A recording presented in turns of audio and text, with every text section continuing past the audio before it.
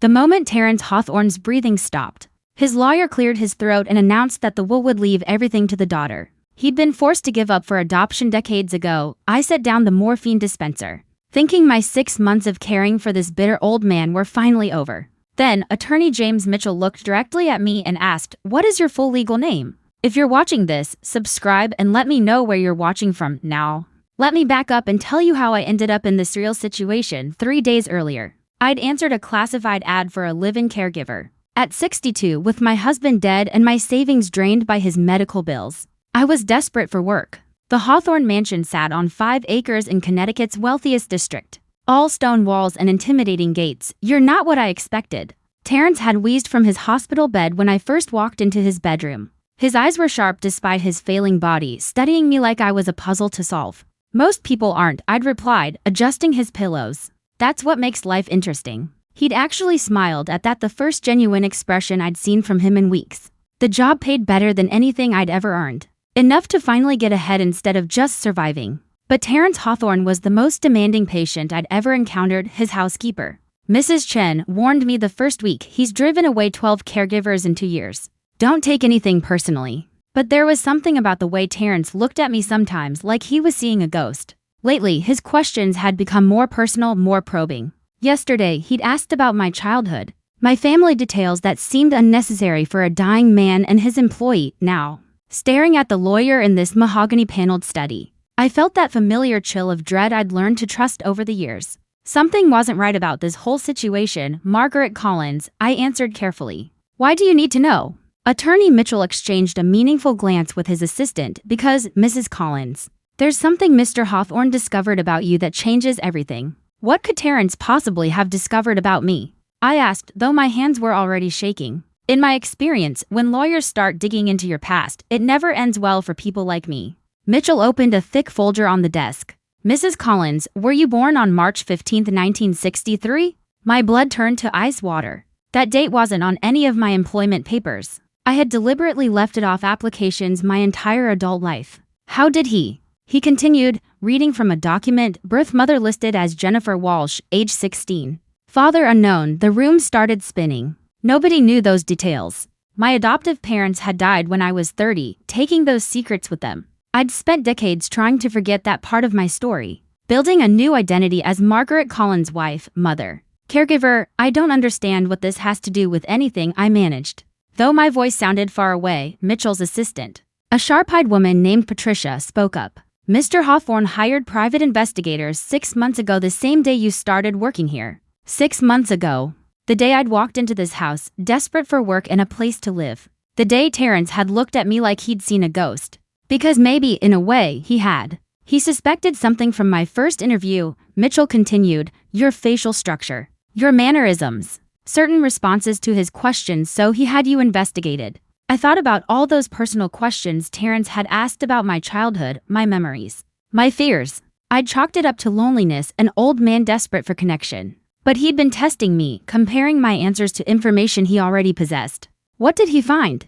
I whispered. Mitchell pulled out a photograph, black and white and clearly decades old. It showed a young man with dark hair and intense eyes standing next to a girl who couldn't have been more than 16. She was pregnant, her belly round under a simple dress, her face filled with the kind of fear that comes from being in love with the wrong person at the wrong time. I'd never seen this photograph before, but I recognized the girl immediately. She had my eyes, my nose, my stubborn chin. She looked exactly like I had at that age, which was impossible, because I'd never been pregnant as a teenager. "This is your birth mother, Jennifer Walsh," Mitchell said gently. "And this is Mr. Hawthorne, taken in 1962 when he was 18 years old." The pieces clicked into place with sickening clarity. Terrence Hawthorne hadn't hired me by accident. He'd been looking for his daughter for over 60 years, and somehow I'd walked right into his house. But there was one problem with his theory. I wasn't his daughter. I couldn't be. "There's been a mistake," I said firmly, though my hands wouldn't stop trembling.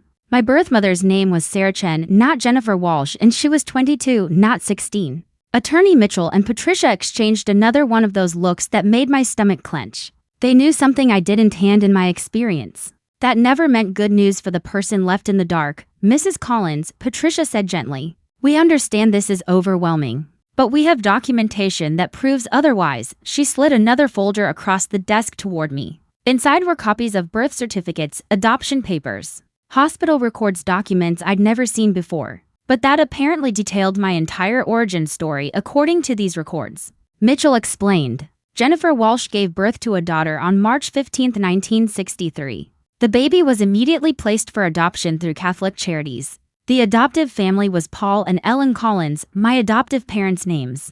The people who'd raised me loved me, given me their last name and a stable home. But according to them, my birth mother had been a college student named Sarah, someone who'd made one mistake and needed help getting back on track. My parents would never have lied to me about something this important. I insisted. But even as I said it, I could hear the doubt creeping into my voice. Adoption records were often modified to protect all parties involved. Patricia explained it was common practice to change details, create new narratives that would be easier for adopted children to accept. I stared at the photograph of Jennifer Walsh and the young man who was said to be Terrence Hawthorne.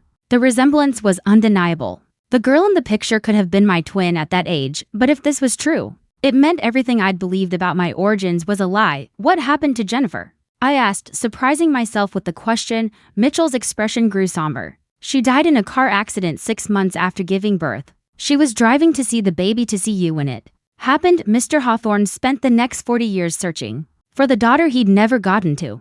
Meets a daughter who'd been raised by loving parents under a different name, with a completely different story about her beginnings. A daughter who'd grown up, married, raised children of her own, and never knew she was connected to one of the wealthiest families in Connecticut. If this is true, I said slowly, if I really am his daughter, then why didn't he tell me? Why hire me as a caregiver instead of just introducing himself? Patricia smiled sadly. Because he was afraid you'd think he was just a crazy old man making up stories. He wanted to be sure, and he wanted you to get to know him as a person first, before the money and the inheritance complicated everything. I thought about the past 6 months, about Terrence's endless questions and intense stares, about how he'd insisted I call him by his first name instead of Mr. Hawthorne, about how he'd asked me to read to him every evening, always requesting the same kind of stories, tales about families reuniting, about lost children finding their way home. He'd been trying to tell me the truth in his own way, leaving breadcrumbs for me to follow. But I'd been too focused on just surviving each day to see the pattern. I need to see more proof,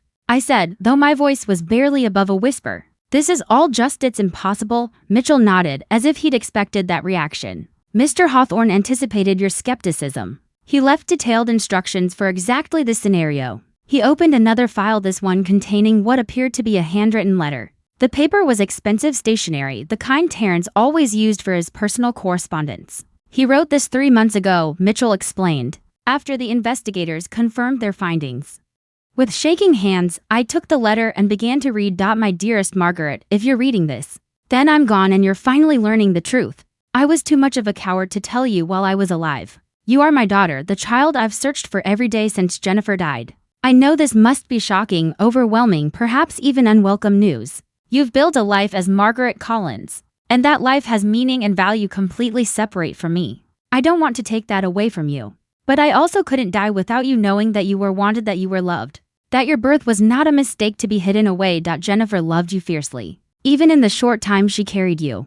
And I have loved the idea of you every day for 62 years. I hired you not just because I needed care, but because I needed to know the woman my daughter had become. And Margaret, I could not be prouder. You are kind but not weak, strong but not cruel, intelligent without being pretentious. You are everything I hoped you would be and things I never dared dream. I know you must have questions about why I gave you up, why I didn't fight harder to keep you. The truth is complicated and painful, but you deserve to know it all. The letter continued for 2 more pages, detailing the circumstances of his relationship with Jennifer, the pressure from his family to give up the baby, his decades of regret and searching. It painted a picture of a young man torn between love and duty, a man who made a choice that haunted him for the rest of his life. But it was the final paragraph that made my hands shake so violently. I could barely hold the paper. I've left you everything, Margaret. Not because I'm trying to buy your forgiveness or your love, but because it all belongs to you anyway. You are my heir, my legacy, my greatest treasure. Use it wisely. Use it well. And know that wherever I am now, I'm finally at peace knowing you're safe and loved. With all my love, your father, Terrence. I set the letter down and stared at the wall behind Mitchell's desk. Hanging there was a portrait of a young woman with dark hair and gentle eyes, Jennifer Walsh, My birth mother, the woman I hadn't even known existed 30 minutes ago. How much? I asked quietly. I'm sorry. Mitchell looked confused. How much did he leave me? Mitchell consulted his papers. The estate is valued at approximately $47 million, plus the house, the art collection, and various business interests. In total, we're looking at roughly $63 million. I started laughing. Not the happy kind, but the hysterical kind that comes when reality becomes too absurd to process normally. Here, I was a woman who'd been struggling to pay rent just this morning, suddenly inheriting enough money to buy a small country. There's one more thing, Patricia said gently. Something Mr. Hawthorne wanted you to have. Immediately, she reached into her briefcase and pulled out a small velvet jewelry box, the kind that's been passed down through generations and carries the weight of family history. He asked us to give you this first, before anything else, she said, placing it carefully in my hands. Inside was a delicate gold locket, clearly antique but beautifully preserved. The front was engraved with the initials J.W. Jennifer Walsh, with trembling fingers. I opened it. On the left side was a tiny photograph of Jennifer, the same young woman from the earlier pictures. But in this one, she was smiling, radiant, her hand resting protectively over her pregnant belly. On the right side was an even smaller photo, a baby just a few days old, sleeping peacefully in hospital blankets. Me. This was me as a newborn, the only picture my birth mother had been able to take before she gave me away. Jennifer wore this every day during her pregnancy, Mitchell explained quietly. Terrence kept it all these years, hoping someday he'd be able to give it to you. I stared at the tiny face in the photograph, trying to reconcile that sleeping infant with the woman I'd become for 62 years. I'd wondered what my birth parents looked like, whether I had their eyes, their smile, their stubborn streak. Now I knew. I had my mother's eyes, my father's determination, and both of their capacity for keeping secrets. There's something else in the box, Patricia pointed out. I looked closer and found a small piece of paper, folded many times over to fit into the tiny space. Carefully, I unfolded it. In faded ink, written in a young woman's careful handwriting, were just a few words. For my baby girl, you are loved more than you will ever know. I'm sorry I can't keep you safe myself, Mama. The tears came then, fast and fierce. For the mother I'd never known, and the father I'd known too well without realizing who he was. For 62 years of wondering and 6 months of questions that finally had answers. Take your time, Mitchell said softly. This is a lot to process. I nodded, wiping my eyes with the tissue Patricia handed me. What happens now with the will? I mean, are there conditions? Things I have to do to inherit? No conditions whatsoever, Mitchell replied. Mr. Hawthorne was very specific about that. He said you'd earned your inheritance simply by being his daughter and by being the person you are. I thought about the past 6 months, about all the small moments that suddenly took on new meaning. The way Terrence had insisted I eat dinner with him instead of just serving it and leaving. How he'd asked me to tell him stories about my life, my childhood, my late husband. How he'd seemed genuinely interested in my opinions about books, politics, world events. He hadn't just been hiring a caregiver. He'd been getting to know his daughter. Can I see the room where he... I paused, unsure how to phrase it. Where he died. Where my father spent his final moments. Of course, Mitchell said. The house is yours now. You can see any room you'd like. We walked through the mansion's grand hallways, past artwork that was probably worth more than most people's houses. Up the curved staircase to the second floor, Terrence's bedroom was exactly as I'd left it, with the hospital bed and medical equipment that had been his world for the past year. But now I noticed things I'd missed before. On his nightstand was a small framed photo of Jennifer Walsh, positioned so he could see it from his bed. On the dresser was a stack of books about adoption reunion stories, and pinned to the bulletin board near his chair was a newspaper clipping about local caregiver services, the same ad I'd answered 6 months ago. He'd been planning this reunion for longer than I'd realized. Every detail had been carefully orchestrated to bring me into his life naturally, without the shock of immediate revelation. Standing in that room, surrounded by the accumulated wealth of a man I'd known as a difficult patient, but who'd actually been my father, I felt a strange mix of grief and relief. Grief for all the years we'd lost, but relief that in the end we'd found each other. Even if I'd found out too late to tell him I understood. 3 hours later, I was sitting in what had been Terrence's private study, surrounded by lawyers, accountants, and estate managers, all of them explaining my new reality in terms that sounded like a foreign language. The liquid assets alone will require immediate attention, one man was saying. Treasury bonds, money market accounts, various investment portfolios. And then there's the real estate, another added. The Montana ranch, the Florida condo, the cabin in Vermont, plus this house, of course. I nodded along, trying to look like I understood what they were telling me. But honestly, I was still stuck on the fact that this morning I'd been Margaret Collins, widow and caregiver. And now I was Margaret Collins, secretly heir to a fortune I couldn't even comprehend, Mrs. Collins. Mitchell's voice broke through my thoughts. Do you have any questions about the inheritance process? Just one, I said. Why didn't he just tell me? If he was so sure I was his daughter, why go through all this elaborate charade? Mitchell smiled sadly. He was terrified you'd reject him. Think about it from his perspective. You'd lived your entire life believing your birth father had abandoned you. How do you approach someone with that kind of baggage and say, "Hi, hello. I'm actually your father and I've been looking for you for 40 years? I understood that fear. If some strange old man had approached me claiming to be my father, I probably would have assumed he was either crazy or running some kind of elaborate scam. He wanted you to know him first, Patricia added. To see that he wasn't a monster who'd thrown you away carelessly. He hoped that when you finally learned the truth, you'd have enough positive memories to balance out the anger. And the strange thing was it was working. Yes, I was angry about the deception, frustrated by all the wasted time. But I was also remembering how Terrence had insisted on paying me double the advertised wage. How he'd made sure I had health insurance and vacation time. How he'd actually listened when I talked, instead of just waiting for his turn to speak. He'd been trying to be the father he'd never gotten the chance to be. There's one more thing, Mitchell said, consulting his notes. Mr. Hawthorne left instructions for a specific bequest.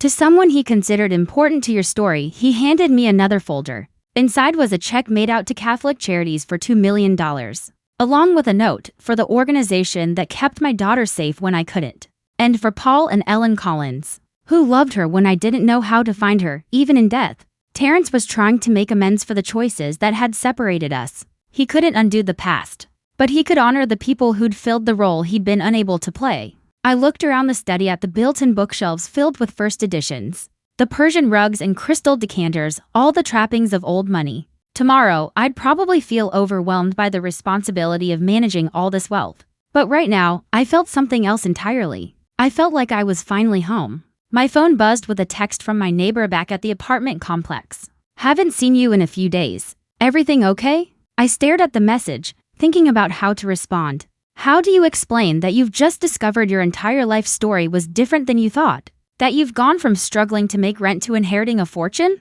That the difficult old man you'd been caring for was actually your father? Instead, I typed back, everything's fine.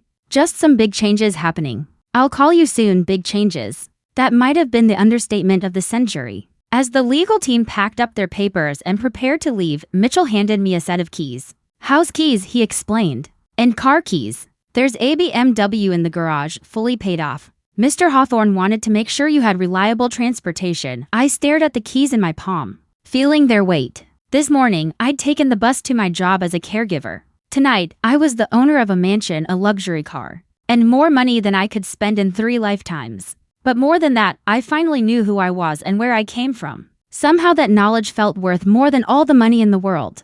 As I walked through my father's house for the first time as its owner, rather than an employee, I wondered what Jennifer Walsh would think of how this story had ended. Would she be proud that her daughter had grown up strong and independent? Would she be amazed at the reunion she'd never lived to see? I stopped in front of the portrait of her in the hallway, studying her young face and gentle smile. I wish I could have met you, I whispered. But thank you for giving me life, even when it cost you yours. Tomorrow would bring 100 new decisions, 1,000 details to sort through. But tonight, I was exactly where I belonged in my father's house. Finally understanding the story that had brought me here. The next morning, I woke up in a bed that probably cost more than my annual salary at the nursing home, where I'd worked before this. Egyptian cotton sheets, a mattress that felt like sleeping on a cloud, and windows that overlooked gardens I now apparently owned. For a moment, I forgot where I was and reached for the alarm clock that wasn't there. Then reality crashed back. I was Margaret Collins, secret daughter of Terrence Hawthorne, unexpected inheritor of a $63 million fortune. And I had absolutely no idea what I was supposed to do next. Mrs. Chen knocked softly on the door. Miss Margaret, there are some people here to see you. People? That couldn't be good. Over the years, I'd learned that when people show up unannounced, they usually want something you're not prepared to give. I found 3 strangers in the living room, all wearing expensive suits and disappointed expressions. The woman leading the group had silver hair pulled back in a severe bun, and eyes that could cut glass. Miss Collins, she said, not bothering to stand. I'm Victoria Hawthorne Pierce. These are my brothers, Robert and William, family.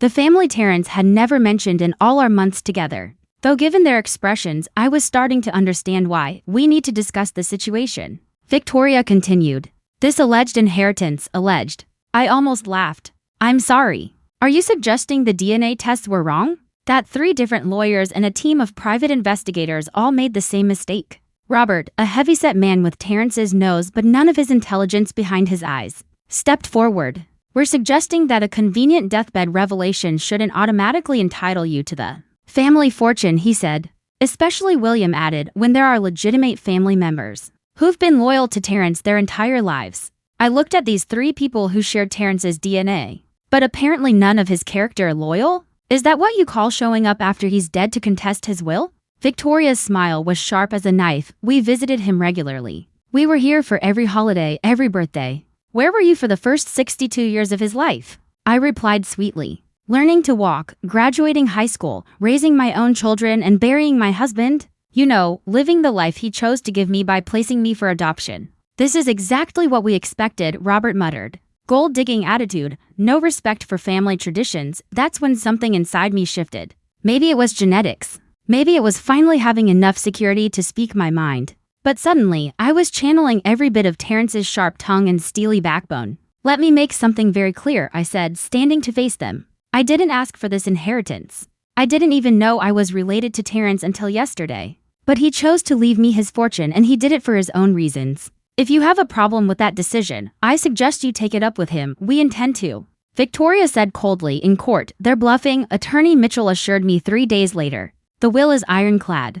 The DNA evidence is conclusive, and Terrence was clearly of sound mind when he made these decisions. I wasn't so sure. The Hawthorne siblings had hired their own legal team, and from what I gathered, they weren't the type to back down from a fight. They'd grown up expecting to inherit Terrence's fortune, and the idea of some unknown, illegitimate daughter swooping in at the last minute had clearly shattered their life plans. What's the worst-case scenario? I asked. Mitchell hesitated. If they can prove fraud or undue influence. If they can somehow argue that Terrence was manipulated into changing his will, they could tie up the estate in court for years, while these people with unlimited resources and inherited entitlement fought me for money I'd never asked for in the first place. The irony wasn't lost on me. I'd spent my whole life working for everything I had, and now I was being accused of being a gold digger. There's something else. Patricia added reluctantly. We've discovered that Victoria has been managing some of Terrence's business interests for the past 2 years, but only his commercial properties and investment portfolios.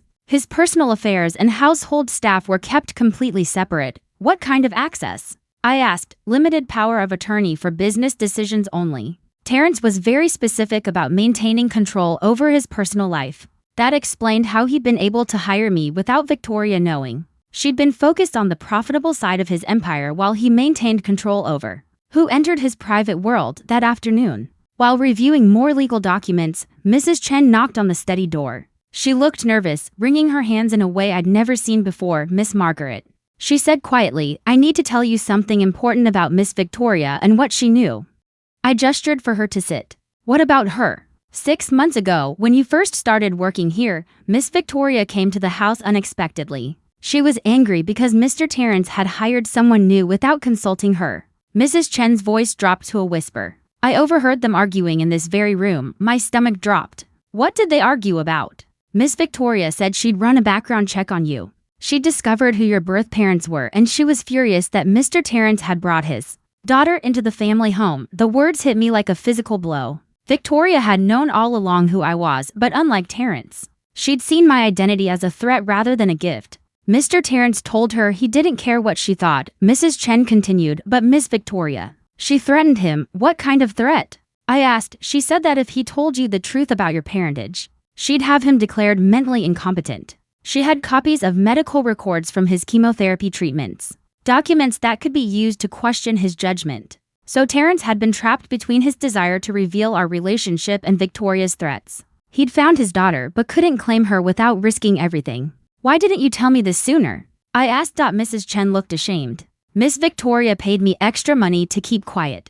My grandson needed surgery and the money. I'm sorry, Miss Margaret. I should have been loyal to Mr. Terrence, not to her. I understood desperation, the choices people make when they're cornered financially. Double quotes Mrs. Chen.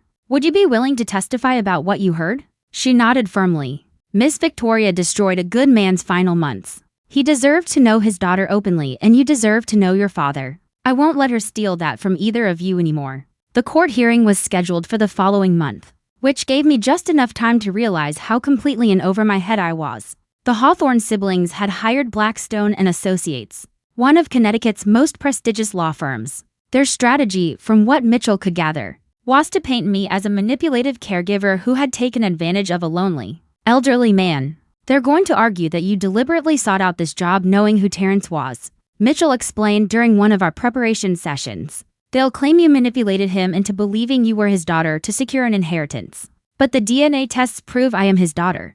I said, DNA tests can be faked according to their initial filing, Mitchell replied grimly. They're also questioning the timing. Why did Terrence only discover your identity after you'd been working for him for months? Why not immediately? Because he was afraid, I wanted to say. Because he'd been disappointed so many times before. Because he wanted to know the woman I'd become before revealing the truth. But fear and hope weren't strong legal arguments. The worst part was the media attention. Somehow, the story had leaked to the local newspapers. Caregiver claims billionaire's fortune, DNA or gold digging. The Hawthorne inheritance battle. Every time I left the house, photographers and reporters shouted questions about my supposed scheme to defraud a grieving family. With Mrs. Chen's testimony about Victoria's threats and her knowledge of my identity, Mitchell felt confident we could prove their case was fraudulent. But I wanted more than just to win. I wanted to understand exactly what Victoria had been doing to control Terrence's life. That's when I remembered the locked drawer in Terrence's desk. I'd noticed it before but never investigated. Using the key ring Mitchell had given me, I found one that fit. Inside were more letters, dozens of them all addressed to various adoption agencies and private investigators. Letter after letter, year after year, asking for help finding his daughter. The earliest ones were formal and professional. The later ones grew increasingly desperate, but more importantly, there were financial documents showing unauthorized transfers from Terrence's personal accounts, medical records with notes in Victoria's handwriting, and most damning of all, a series of communications between Victoria and Terrence's doctors. In those, she had specifically requested limitations on his pain medication and unnecessary treatments. One letter, dated just 3 weeks before his death, was written in Terrence's own handwriting. If anyone finds this, know that Victoria has been stealing from me for years. She convinced me to sign limited power of attorney papers when I was weak from chemotherapy, then exceeded that authority repeatedly. She's been controlling my medical care, moving my money, and threatening to have me declared incompetent if I contacted Margaret. I'm hiding these documents because Victoria searches my study regularly. She thinks I'm too sick to notice, but I see everything. Margaret, if you're reading this, use these papers to protect yourself and expose the truth. I should have been braver. I should have told you who you were the moment you walked into my life. But Victoria's threats terrified me, not of losing my money, but of losing you before I'd gotten the chance to know the woman my daughter had become. You are everything I hoped for and more than I deserved. Don't let them steal what belongs to you, all my love. Dad, the word dad hit me like a physical blow. He'd known he was dying when he wrote this, and he'd used the one word I'd never gotten to say to him. Armed with Mrs. Chen's testimony and these documents, Mitchell and I prepared for a battle that was about more than inheritance. It was about justice for a man who had spent his final months being controlled and threatened by the very people who should have protected him. Victoria had underestimated to things how much evidence Terrence had managed to hide, and how determined his daughter could be when fighting for someone she loved. The night before the court hearing, I couldn't sleep. I kept thinking about Jennifer Walsh, the young woman who had given up her daughter to give her a better life. About Terrence, who had spent over 60 years searching for that daughter, only to die just weeks after finding her. About the strange twist of fate that had brought me to his house as a caregiver, when I could have walked into his life as his child decades earlier. I'd spent the past week reviewing all the evidence we'd gathered. Mrs. Chen's testimony about Victoria's knowledge and threats, the financial documents showing unauthorized transfers, the medical records proving Victoria had interfered with Terrence's treatment. It should have been enough to win our case, but I couldn't shake the feeling that Victoria had one more card to play. At 3 in the morning, I gave up on sleep and went to Terrence's study. I'd been spending a lot of time there lately, trying to understand the man who'd been my father. Tonight, I was drawn to the family photographs on his desk. Pictures of the Hawthorne siblings as children. Images of family gatherings and holiday celebrations dot in every single photograph. Terrence looked like an outsider at his own family events. He was always slightly apart from the group, always watching rather than participating. Even as a young man, he had the same isolated expression I'd noticed during his final months. I picked up the photograph of him and Jennifer Walsh studying their young faces. They looked so hopeful, so in love, completely unaware that their time together was already running out. Jennifer had died never knowing that her daughter was safe and loved. Terrence had lived his entire life, wondering if he'd made the right choice in giving me up. The cruelest irony was that they'd both gotten what they wanted most, for me to have a good life, but neither of them had lived to see it happen. My phone buzzed with a text from Mitchell. Victoria's team filed a motion this afternoon requesting the hearing be postponed. They claimed they need more time to review the new evidence. Judge denied it. We proceed as scheduled tomorrow morning.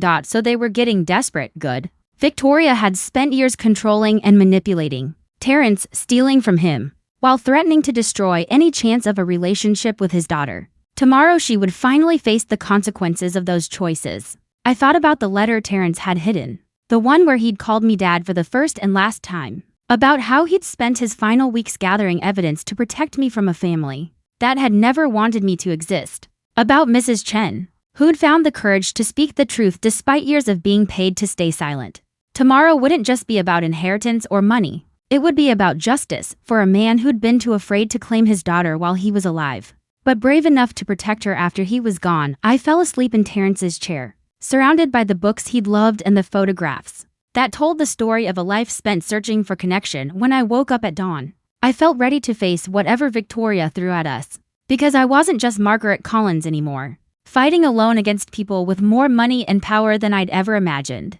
I was Terrence Hawthorne's daughter, and I'd inherited more than just his fortune. I'd inherited his determination to see justice done, even when it took decades to achieve. The courtroom was packed when Mitchell and I arrived the next morning. Victoria and her brothers sat with their legal team, looking confident and entitled. The media filled the gallery, cameras ready to capture what they expected would be my humiliation. I felt calm for the first time in weeks. Victoria's lawyer spoke first, painting me as a conniving caregiver who had manipulated a vulnerable elderly man. He questioned the timing of the DNA tests, suggested I'd somehow falsified the results, and portrayed the Hawthorne siblings as devoted family members, being cheated out of their rightful inheritance. Your Honor, he concluded, this woman preyed on my client's uncle in his weakest moments. She deserves nothing but contempt from this court. When it was Mitchell's turn, he stood slowly and smiled. Your Honor, everything opposing counsel just said is correct about one thing. Someone did prey on Terrence Hawthorne in his final years, but it wasn't my client. He called Mrs. Chen as our first witness. She testified clearly and confidently about overhearing Victoria's threats, about being paid to keep silent, about Victoria's knowledge of my true identity months before Terrence's death. So, Ms. Pierce knew that Margaret Collins was Mr. Hawthorne's biological daughter, Mitchell asked, but publicly claimed to be shocked by this revelation? Yes, sir, Mrs. Chen replied. She knew exactly who Miss Margaret was from the beginning. Next, Mitchell presented the financial documents we'd found in Terrence's desk.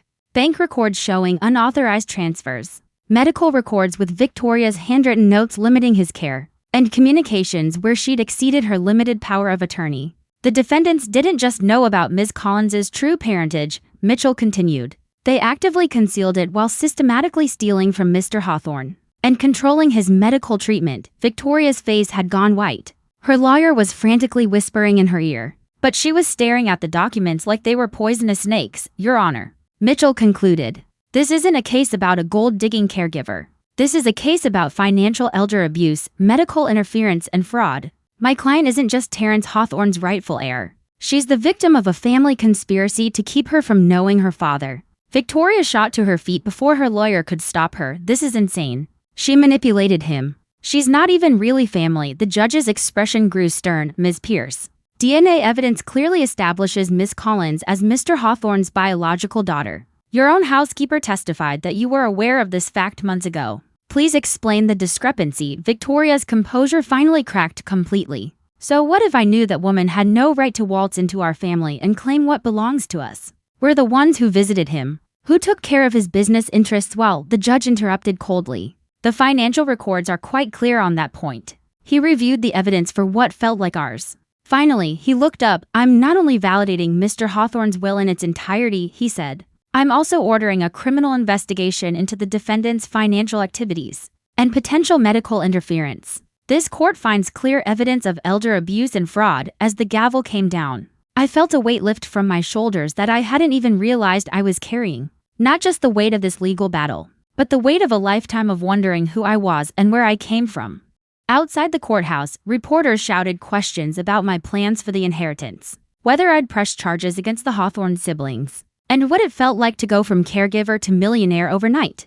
I plan to honor my father's memory, I said simply, and to use what he left me to help other families find each other the way we did. 6 months later, I established the Jennifer Walsh Foundation, dedicated to reuniting adopted children with their birth families. The Hawthorne Mansion became a retreat center for adoption support groups. Victoria and her brothers were serving time for elder abuse and fraud every evening. I sit in Terrence's study, my study now, reading the letters he wrote to me over the years but never sent. Letters full of love and hope, of dreams that don't die even when they take over 60 years to come true. I never got to call him Dad while he was alive, but every day, I feel him with me, proud of the woman his daughter became, and grateful that love really can find a way, even across decades of separation and walls of secrecy. Sometimes the greatest treasures are the ones we never knew we'd lost until we find them again. And sometimes, just sometimes, it's never too late for a love story to have a happy ending. Thanks for listening. Don't forget to subscribe and feel free to share your story in the comments. Your voice matters.